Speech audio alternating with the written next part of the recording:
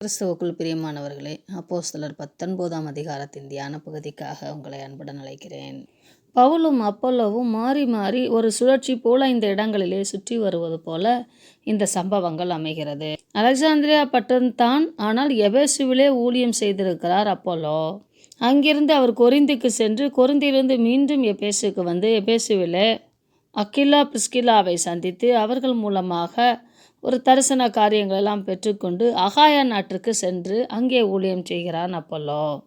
இந்த அப்பல்லோ என்பவர் யோவான் ஸ்நானகனின் சீஷனாக இருந்திருக்கலாம். நேரடி சீஷனாகவோ அல்லது அந்த குழுவிலே உருவாக்கக்கூடிய சீஷர்களின் சீஷனாக இருந்திருக்கலாம். இவன் மூலமாக ஒருவேளை எபேசு சபையிலே சகோதரர்கள், அதாவது யோவான் ஸ்நானகன் கொடுத்த ஸ்நானத்தை பெற்ற சகோதரர்கள் வாழ்ந்திருக்கிறார்கள். எருசலேம் சென்றிருந்த பவுல் மீண்டுமாக தனது பிரயாணத்தை ஆரம்பித்து இது 4ஆம் பிரயாணமாக கணக்கிடப்படுகிறது. ஆனாலும் துல்லியமாக அது சொல்லப்பட முடியாத அளவுக்கு இதனுடைய பின்னணிகள் அமைகிறது. இந்த பிரயாணத்தின் போது அவர் எபேசுவுக்கு வருகிறார். எபேசுவிலே சில விசுவாசிகள் காணப்படுகிறார்கள். ஆனால் இயேசு கிறிஸ்து தான் அந்த மேசியா என்பதை உணராதவர்களாக, மேசியாவின் வருகைக்காக காத்திருக்கிறவர்களைப் போல யோவான் ஸ்நானகனின் போதகத்தை விரும்பி அதை ஏற்றுக்கொண்டு அந்த மார்க்கத்தில் நடக்கிறவர்களாக காணப்பட்டார்கள். ஒருவேளை இந்த அப்பல்லோவும் அப்படிப்பட்ட மனநிலைமையிலே தான் இருந்தார். அவருக்கு அக்கிலாவும் பிரிஸ்கில்லாவும் பகிர்ந்து அளித்த தேவ வரங்களின்படி அவர் கிறிஸ்துவே தேவன் என்று ஏற்றுக்கொண்டார் என்று நாம் 18:28 வாசிக்கிறோம். இப்பொழுது பவுல் இந்த எபேசுவிலே வந்திருக்கிறார். இது ஆசியாவிலே இருக்கக்கூடிய எபேசு. ஆசியாவுக்கு அவர் வர வேண்டும் என்று ஆசைப்பட்டிருந்த காலங்களிலே தான் தேவன் அவருக்கு மக்கெதோனியா நாட்டுக்கு போகும்படியாக ஏவினார். அவருடைய 2ஆம் பயணத்திலே மக்கெதோனியா நாடு முழுவதும் அவர் பிரசங்கித்து இப்பொழுது 4ஆம் பயணத்திலே ஆசியாவின் பகுதியிலே தேவன் கொண்டு வருகிறார். இதை நீங்கள் 4ஆம் வசனத்திலே வாசிக்கலாம்.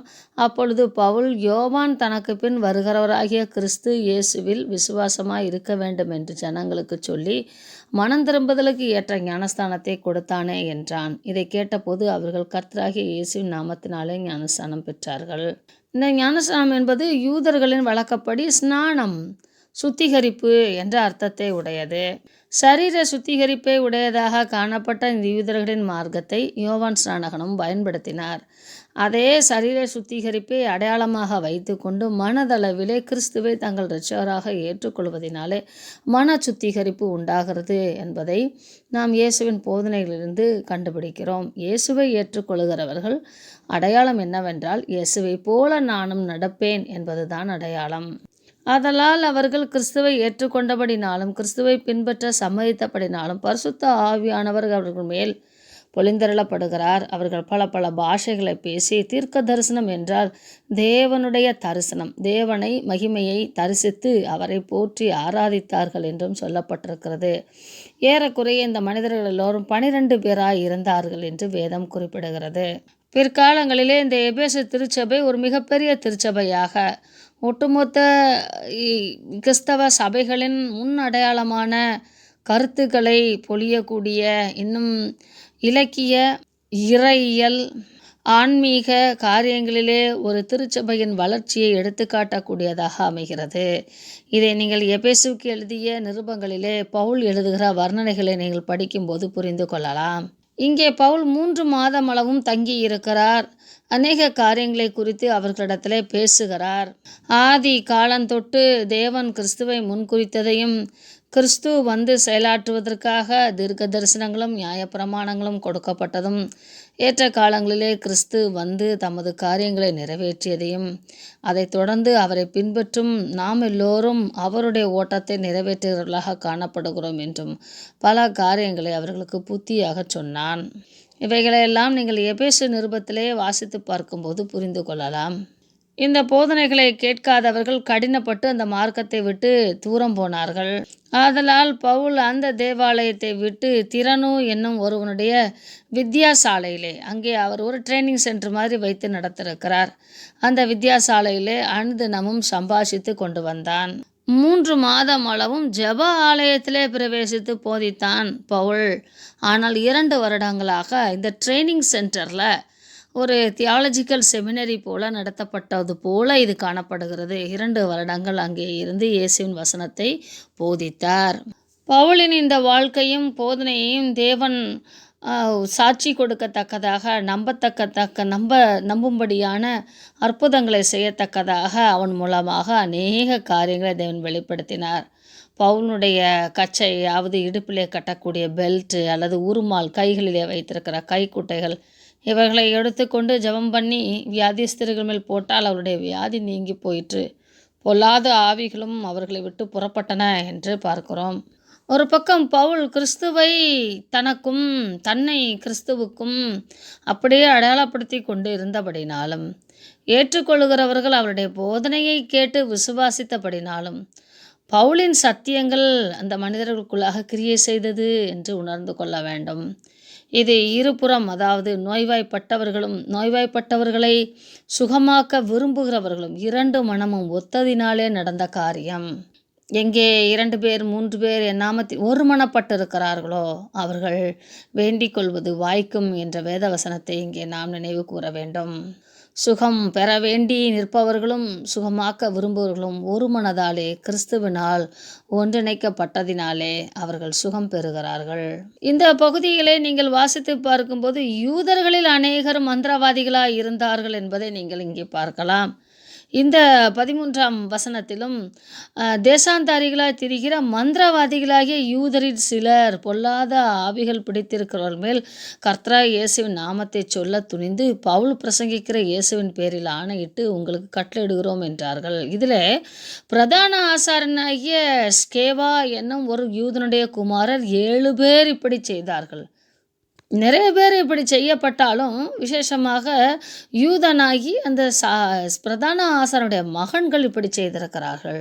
வேதத்தையும் வேத வசனங்களையும் கை கொண்டு அந்தி கிறிஸ்துக்கு வேலை செய்பவர்கள் இன்றும்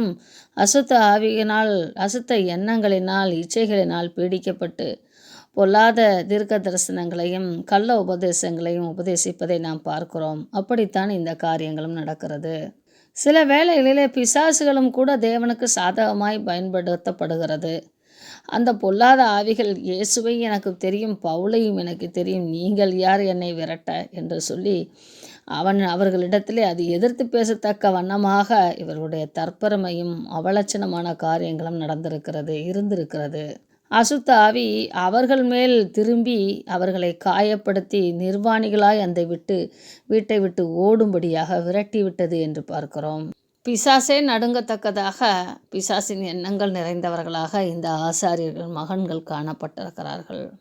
கிறிஸ்துவை விசுவாசிக்க மனதுடையவர்களாகிய மனிதர்கள் வந்திருக்கும் போது அவர்கள் மத்தியிலே இந்த 7 சகோதரர்களும் இப்படி பண்ணியதினாலே தேவன் அந்த திசைகளை மாற்றிவிட்டு தனது விசுவாசிகளை இரட்சிக்கிறதை இங்கே காணலாம்.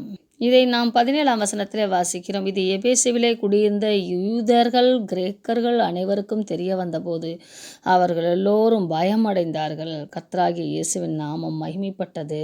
தேவன் தமது நாமத்திற்கு மகிமையை யாரையும் கொண்டும் செய்வார், பிசாசுகளையும் கொண்டும் செய்வார். விசுவாசித்தவர்களில் அநேகர் வந்து தங்கள் செய்கைகளை வெளிப்படுத்தி அறிக்கையிட்டார்கள். மாய வித்தைக்காரராய் இருந்தவர்களில் அநேகர் தங்கள் புஸ்தகங்களை கொண்டு வந்து எல்லோருக்கும் முன்பாக சுட்டரித்தார்கள். இவர்கள் எல்லோரும் யூத மார்க்கத்தை அமைந்தவர்கள். அவைகளின் கிரயத்தொகையை 50,000 வெள்ளிக்காசாக கண்டார்கள். இவ்வளவு பலமாய் கர்த்தருடைய வசனம் விருத்தி அடைந்து மேற்கொண்டது என்றால் அந்த புத்தகங்கள் கோடிக்கணக்கான புத்தகங்கள் என்று இன்றைய கால கணக்கின்படி 5 கோடிக்கு அதிகமாக இந்த புத்தகங்களின் மதிப்பு என்று பேசப்படுகிறது. அந்த காலங்களிலே புத்தகம் என்பது மிகப்பெரிய பொக்கிஷம், எல்லோருக்கும் அரிதாக கிடைக்காத ஒரு காரியம், அறிவு. அதை தூக்கி எறியத்தக்கதாக அற்புதங்கள் நடந்தது. இவ்வளவு பலமாய் கர்த்தருடைய வசனம் விருத்தி அடைந்து மேற்கொண்டது. எபேசுவிலே இந்த ஊழியங்களை செய்து முடித்த பின்பு பவுல் மக்கதோனியாவுக்கும் அகாயா என்னும் நாட்டுகளுக்கும் சுற்றி திரிந்து எருசலேமுக்கு திரும்பவும் போகும்படி ஆவியில் நிர்ணயம் பண்ணி கொண்டு, நான் அங்கே போன பின்பு ரோமாபுரியையும் பார்க்க வேண்டியதென்று சொல்லி தனக்கு உதவி செய்தவர்களில் 2 பேராகிய தீமோத்தேயுவையும் எரஸ்துவையும் மக்கதோனியாவுக்கு அனுப்பிவிட்டு தான் பின்னும் சில காலம் ஆசியாவிலே தங்கினான். ஒரு ஷார்ட் டைமாக மக்கதோனியாவுக்கு அகாயாவுக்கு சுற்றி வந்துட்டு ஆசியாவுக்கு திரும்பவும் வந்து எபேசுவில் தான் ஒரு வேளை தங்கி இருக்கணும். அப்போ தன்னோடு இருந்த தீமோத்தேயுவையும் எரஸ்துவையும் மகதலேனியாவுக்கு அனுப்பிவிட்டார். இன்னும் சில காலம் ஆசியாவிலே தங்கினார். பவுல் தான் சும்மா இருக்க மாட்டாரே, எதையாவது போதித்து கொண்டு இருப்பாரே. ஆதலால் இந்த மார்க்கத்தை குறித்து பெரிய கலகம் உண்டாயிற்று. பட்டணங்கள் தோறும் யூதர்கள் வாழ்வது போல பட்டணங்கள் தோறும் ரோம கிரேக்க காலனிஸ் குடியிருப்புகள் காணப்பட்டன. இதில் தெமோத்திரியு என்னும் பெயர் கொண்ட ஒரு தட்டான், அதாவது தங்க தாள் சிலைகளை செய்கிறவன், தியானாளின் கோவிலை அந்த வெள்ளியினாலே அப்படியே சிலை வடித்து அதனால் மிகுந்த வருமானத்தை பெற்று கொண்டிருந்தான். தேவன் கைகளினால் செய்யப்பட்ட கோயில்களில் வாசம் செய்வதில்லை என்று பவுல் தான் பேசுவார் அல்லவா? 26ஆம் வசனத்தில், எபேசுவிலே மாத்திரமல்ல கொஞ்சம் குறைய ஆசியா எங்கும் அநேக ஜனங்களுக்கும் போதித்து அவர்களை வசப்படுத்தி கொண்டான் என்று நீங்கள் கண்டும் கேட்டும் இருக்கிறீர்களே என்று சொல்லி, ஒருவேளை அவன் அந்த பொற்கொள்ள ஆட்களுடைய வேலையாட்களுடைய தலைவனாக இருக்க வேண்டும். இப்படி எல்லோரையும் அழைத்து அவர்களை தூண்டிவிட்டு நமது தொழில் இல்லாமல் போக பண்ணுகிறான் என்று சொல்லி, சிறிது காலத்திலே இந்த கோயிலும் எண்ணமற்று போய்விடும், அழிந்து போய்விடும் என்று சொல்லி பயமுறுத்துகிறான். அதனால் எபேசுவில் இருக்கிற மனிதர்களை எல்லாரும் கூப்பிட்டு அவர்கள் கோஷமிட வைக்கிறார்கள். தியானாலே பெரியவள் என்று சொல்லி சத்தமிட்டார்கள். பட்டணம் முழுவதும் கலகம் உண்டாகிறது. ரோமர்களுடைய அங்கே இருக்கக்கூடிய ரோம அதிகாரிகளுக்கு முக்கிய பணியே தனது தேசம் சமாதானமாக இருக்க வேண்டும் என்பது தான். ஏனெனில் பன்மொழி தன்மையாளர்கள் ஒவ்வொரு தேசத்திலும் வாழ்வதனாலே ரோம சாம்ராஜ்யத்திற்கு எந்த இழுக்கும் வரக்கூடாது என்பதற்காக அந்தந்த மாகாணங்களிலே எந்த ஒரு கலவரங்களும் உண்டாகாதபடிக்கு அடக்கி ஆளக்கூடிய திறனுள்ள படைகளை ரோம வழிவகுத்து வைத்திருந்தார்கள். எப்பவும் போல சீஷர்கள் பவுலை ஒழித்து விடுகிறார்கள். வழித்துணையாய் வந்த காயிவையும் அரிஸ்தர்க்குவையும் மக்கதோனியாவில் இருந்து இவர்கள் பவுலோடு எப்பொழுதும் தங்கி அவரோடு கூட சுற்றி திரிந்து பணி செய்கிறவர்களாக இருக்கிறார்கள். இவர்கள் பவுலோடு இருப்பதனாலே மிகவும் அரிதாக எளிதாக புரிந்து கொள்ளத்தக்கதாக வாய்ப்பு இருந்ததினாலே அவர்களை இழுத்து கொண்டு அரங்கசாலையிலே ஓடினார்கள். அவர்களை விடுவிப்பதற்காக பவுல் கூட்டத்திற்குள் போக விரும்பும்போது சீஷர்கள் அவரை தடுத்து விட்டார்கள். இந்த அரிஸ்தர்க்குவை பிற்காலங்களிலே பவுலோடு கூட பயணித்து ரோம் நகரம் வரைக்கும் செல்லும் உதவியாளனாக காணப்பட்டிருக்கிறான் என்று நாம் பார்க்கலாம். கொரிந்துவுக்கும் பவுலோடு கூட சென்றான் என்று சொல்லி அப்போஸ்தலர் 20ஆம் அதிகாரம் 3-4 வசனங்களிலும், ரோமபுரிக்கு அவர் செல்லும்போது எருசலேமிலிருந்து கைதியாகி கடல் மார்க்கமாக கப்பல் பயணமாக பவுல் செல்லும்போது அவரோடு கூட இவனும் பயணித்து சென்றிருக்கிறான் என்று சொல்லி 27 அதிகாரம் 1-2 கொலோசேர் 4:10 வாசிக்கலாம். இப்படி பட்டணங்கள் தோறும் அவர்களுக்கு எதிர்ப்பும் எதிர்வினையாற்றுதலும் உண்டாயிருந்தாலும் சுவிசேஷத்து நிமித்தமாக அவர்கள் பாடுபடுவதற்கு தூரமாகவே இல்லை. பவுலோடு எப்பொழுதும் இணைந்து செயல்படுகிறவர்களாக காணப்பட்டார்கள். பவுலை கூட்டத்திற்குள் செல்ல அனுமதிக்கவில்லை. அங்கே அவன் பேச அனுமதிக்க விடாதபடிக்கு சீஷர்கள் அவனை அடக்கி வைத்து கொண்டார்கள். அப்பொழுது யூதர்கள் அலெக்சாந்தர் என்பவனை முன்னிற்க தள்ளுகையில், இது ஒருவேளை அந்த பட்டணத்தில் இருக்கக்கூடிய கிறிஸ்தவர்கள், ஆண்டவரை ஏற்றுக்கொண்ட கிறிஸ்தவ சகோதரர்களாக இருக்க வேண்டும். இழுத்து விட்டாளர் அலெக்சாந்தர் கையமர்த்தி ஜனங்களுக்கு உத்தரவு சொல்ல மனதாக இருந்தான். அவன் யூதன் என்று அவர்கள் அறிந்தபோது எபேசுடைய தியானாலே பெரியவள் என்று 2 மணி நேரம் அளவும் ஏகமாய் சத்தமிட்டு கொண்டிருந்தார்கள். அப்பொழுது எபேசுவிலே இருக்கக்கூடிய பொறுப்பாளனாக இருக்கக்கூடிய சம்பிரதியானவன், எபேசு சிட்டி கிளார்க், நாம் மகாதேவியாகிய தியானாளின் மகிமைக்காக போராட தேவையில்லை. அதை குறித்து எல்லோரும் அறிந்த சம்பவங்கள்தான்.